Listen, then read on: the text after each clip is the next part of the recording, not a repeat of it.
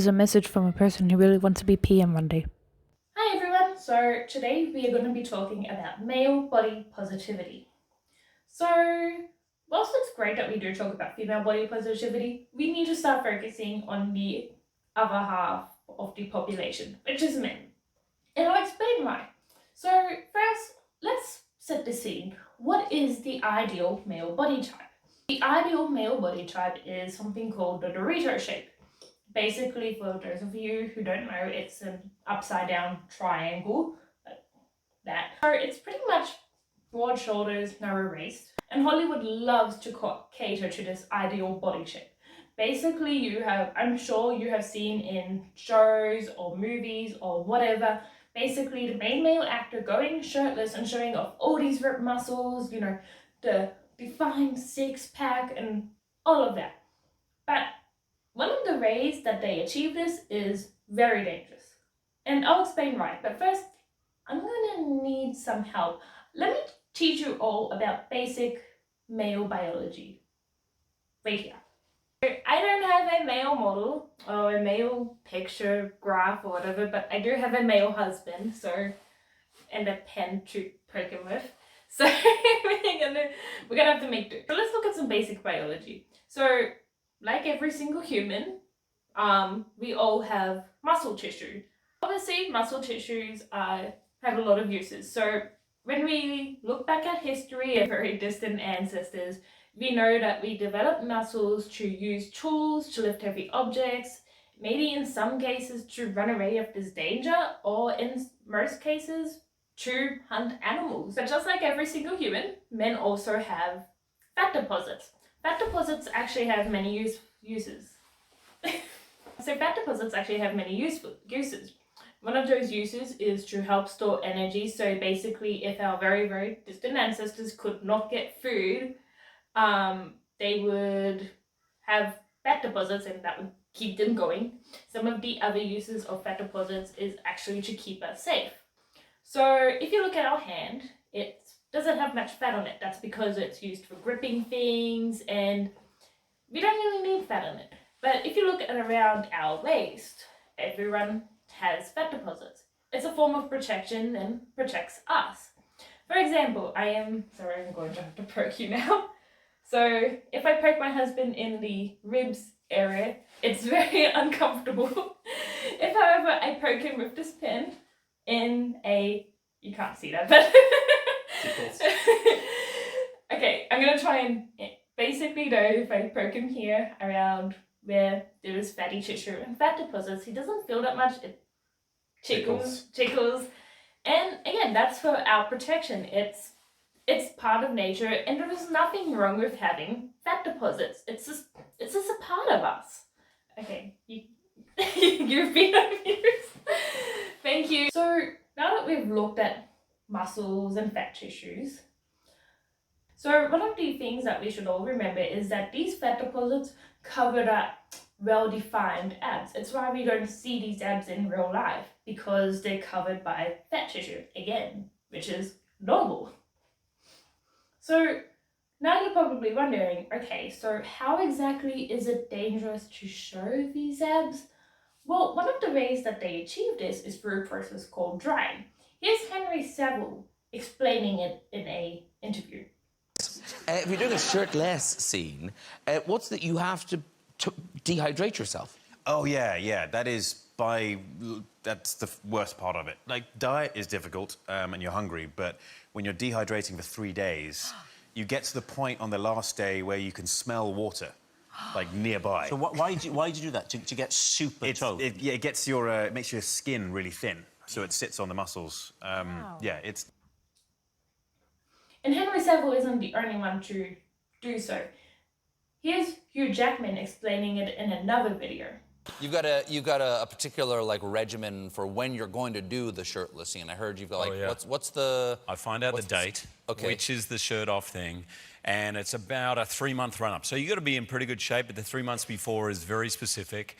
And it finishes with dehydration. Don't do this at home. It's really, you increase your water intake up to I'm trying to think what the gallons is, but you have about 10 litres of water, which is, what, is that 3 gallons of water a day? There's no way to convert that. There's no way to convert that. Yeah, okay. You drink a lot of water. A lot of water, and then you stop about 36 hours before you shoot. But because you've drunk so much water, your body, you are peeing all the time. That's a day and a half. Right, so yeah. But you know, and if then you you go have 3 nothing, days without water, you die. Yeah, so you You're go as close halfway as to you can. and then go, and then roll them. And then put the claws on, damn it. But you lose like 10 pounds of all of this water weight. But let's speak about that. Because if a woman, a female actress, admitted to dehydrating herself to the point where she was miserable and feeling the effects of dehydration, which Hugh Jackman and Henry Cavill most certainly were, there would be an uproar and people would be very angry, with good reason. And it's a very, very big double standard that we have in our society. Take, for example, Mohammed Benazina. He died at the age of 33 due to dehydration. It's a really horrible way to go, by the way. Not only do you feel dizzy and out of breath, your heart rate speeds up, you feel faint, dizzy, your mood changes drastically. You would have a sore throat, among many other symptoms that would just be horrible to deal with. Now, I would like to hope that after hearing this, you would probably think, yeah, I don't want to do that. I definitely don't want to get that six-pack by drying. So is there any other way to get this six-pack? Well, no. The only other way you could do to get a six-pack is if you edit your photos. It's as simple as that, folks. People who have chosen not to dry, people who have chosen not to do this go through drying, with very good reason, mind you, will often edit their photos to get this particular image. Oh, and by the way, editing has gotten very good these days. Take, for example, me. Here's a small video of me when I just got up in the morning today. There is no filter, it's just plain out me.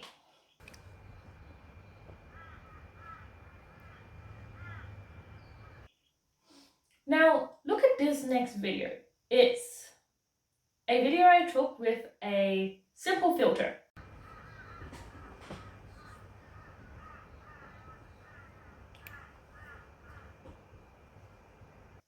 Notice the difference? There are cameras that can do much more than this.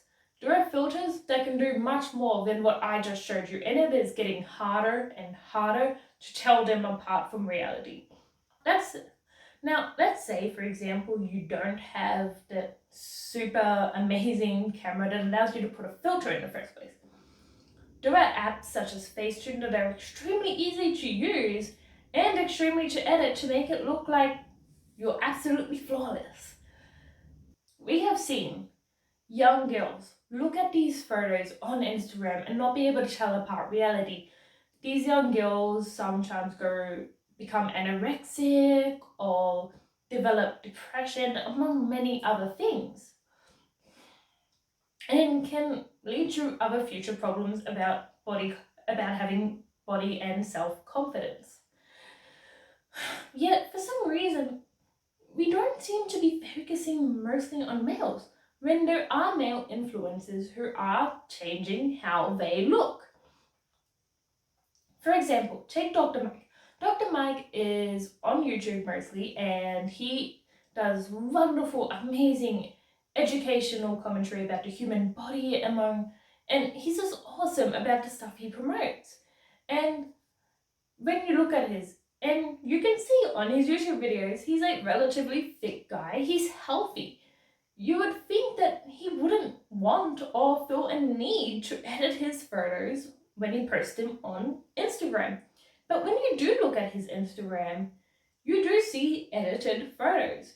Take, for example, his boxing match. In the ceremonial weigh-in, which was probably the day before his actual boxing match, or the day of, I'm not too sure about those timelines, you see two different bodies from his boxing match and the weigh-in. In the ceremonial weigh-in, he has very big muscles, you can see the six-pack. It is something that has been edited, and whilst it is on video, it's still very easy to do so. But just take a look at the video itself of the weigh-in.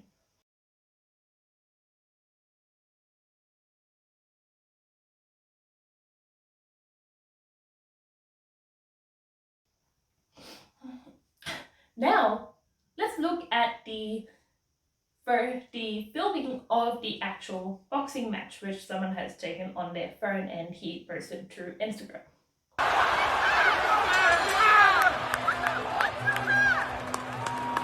My point is that after he wins the boxing match, we can actually see pictures of a particular body shape that has, you guessed it, fat tissue around his waist. And then he actually has an official photo of him, again, holding up his hands, but it's a very different body. Let me bring back the male husband. Okay, so obviously my husband is a very different person from Dr. Mike, and he has a very different body shape, but I'm trying to show you sort of like the muscles through his shirt because my husband is relatively fit. Basically though, you would see, again, there's small amounts of fat tissue among here, and there are small amounts of fat tissue around here. Again, these are for my husband's uses. That's such a bad way to say that. But the fat deposits, as you can see, are typically used for, again, conservation of energy and for protection. I shall observe with the pen, I'm sorry. Okay, so again, that was among the rib cage where there is that was basically around the rib cage, chest area where there isn't much fat tissue. Again, let's watch what happens when we poke the fat deposits. Yeah, see?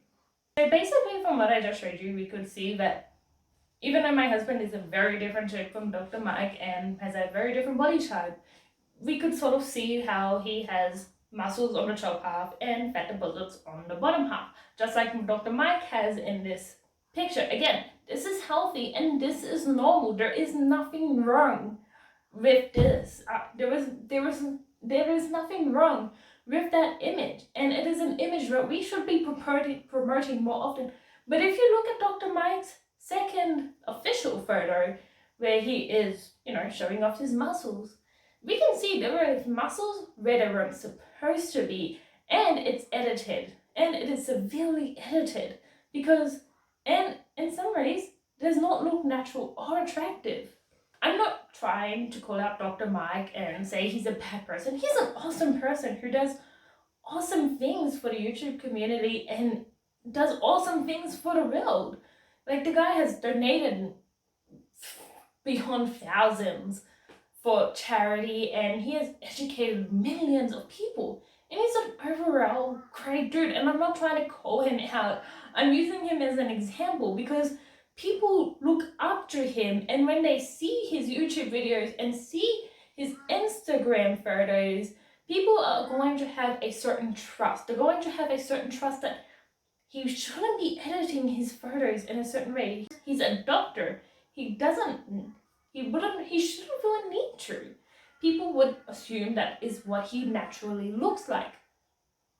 If we're being honest, everyone, and I mean everyone, edits their videos and photos on Instagram. Okay, it's just that type of platform. But we do need to take certain steps in protecting the young people of our world. So for example, one of those steps could be introducing Photoshop laws. In 2017, the French government decided to introduce a Photoshop law. Basically, it meant that whenever a certain advertisement was being made and they were using models that they did Photoshop, they had to put a little tag, or I guess you could call it warning, saying this photo has been edited. The second thing that we should probably do is we should put a big fat warning on Instagram so that way as soon as you open it, it says photos you see here. So it says that the photos you see here are not real. Let me just state that we are doing an amazing job with female body positivity. We are starting to educate young women about female body positivity and how not everything we see is reality, And we're doing a good job of starting to include different shapes of women. But let's face it, I think we can all agree that it's not perfect yet and it still needs improvement. But the only way we are going to improve is if we start including the other half of the population, men. We need to bring men into the conversation because men do face issues and the issues of different body standards. Some people have claimed that the dad bod is a way of promoting body standards, but I would say not really. We're commenting on someone saying, oh, yeah, they don't need to be fit, they have a dad bod. And that could easily be taken the wrong way by someone, you know? I would not tell my husband he has a dad bod. He has a normal body, a fit body that is good for him, you know? He doesn't have a dad bod. He has a normal body. And that is the things we should be promoting. We shouldn't be saying, oh, he has the Dorito body shape. Or we shouldn't be promoting the Dorito body shape. We shouldn't be promoting the dad bod, which is degrading. We should be promoting normal body shapes for men. I hope you enjoyed today's video. I hope you liked it. Please hit that subscribe button and like button. I would very appreciate not just having my mother as a subscriber. And I will see you all in the next video. Bye-bye! This has been a message from your wannabe PM and brought to you by me and my hard work brains and resources you can look into that can be found in the comments. Like and subscribe.